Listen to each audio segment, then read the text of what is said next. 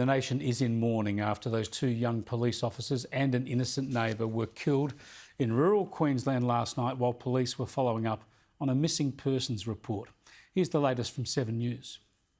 They were looking for Nathaniel Train, a 46-year-old man who was missing from New South Wales. He was last seen in Dubbo about 12 months ago. In the recent months, he had lost contact with his family. Now, police went there believing he was there with his brother. 4 police turned up in 2 separate cars. 2 police officers hopped out of those cars, jumped the fence, and that's when they were immediately fired upon by 3 people from within that house with high-powered weapons. As you say, those officers have been identified as 29-year-old Rachel McCrow, 26-year-old Matthew Arnold. Neither of those had been in the job for too long.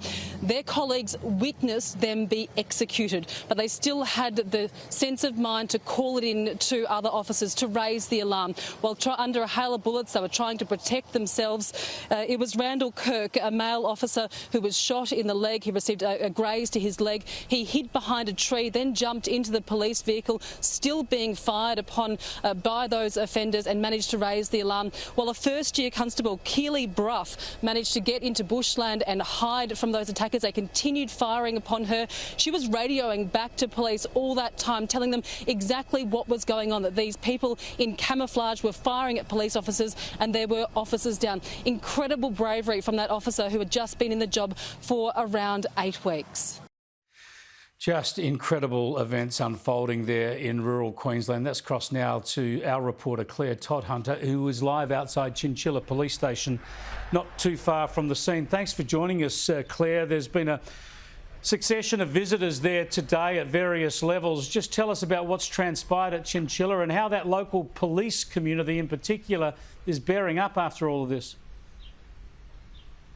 Well, it is a very tight-knit community of only around 35,000 people out here in the Western Downs. So people are very distressed by the events of yesterday, in which we saw those 2 police officers tragically lose their lives along with a neighbour, and we have 2 other police officers still recovering in hospital from their ordeal as well. So people have been coming here to Chinchilla Police Station all day today to lay flowers by the police flags, the Australian flag out the front, which is of course at half-mast. That is the case right across the state today, along with all government buildings. And it's not just at Chinchilla Police Station as well. We saw it as well as we drove out here from Brisbane through Dalby. The police station there had many flowers out the front as well, and we're aware that Tara Police Station, where those 2 police officers who were killed were attached to as well. So a lot of people are really coming out today to pay their respects to those police officers. Let's just have a look now at what the Queensland Premier Anastasia Palaszczuk had to say.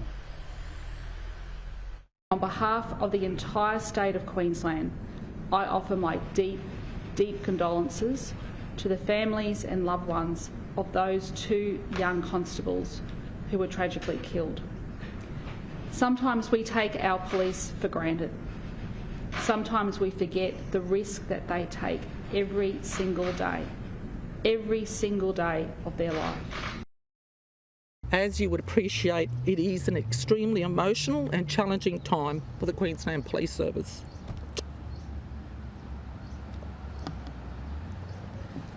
Losing one of our own has a profound impact on every single officer and their families. To lose 2 officers in one incident is absolutely devastating.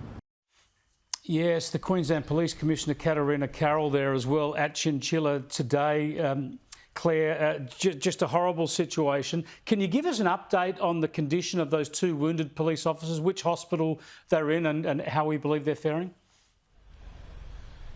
We've actually heard a remarkable story about Keely Brough, a 28-year-old police officer who managed to escape from that situation and hide for quite some time. We've learnt that she was sending text messages to family members while she was waiting to be saved and didn't think she would survive. The police commissioner, who we heard get emotional a moment ago, says it is a miracle that either of those 2 survived. But we know Keely Brough was very brave through that. Both of those officers were, and she managed to even withstand fires that were lit by these 3 suspects in a bid to try smoke her out. She managed to hang around and wait until 16 police officers came in and miraculously saved her. So it's a really incredible story. Yeah, just extraordinary work by all of those officers, and no doubt that'll be recognised by the force and by the state. Thanks for joining us, Claire. Really appreciate it.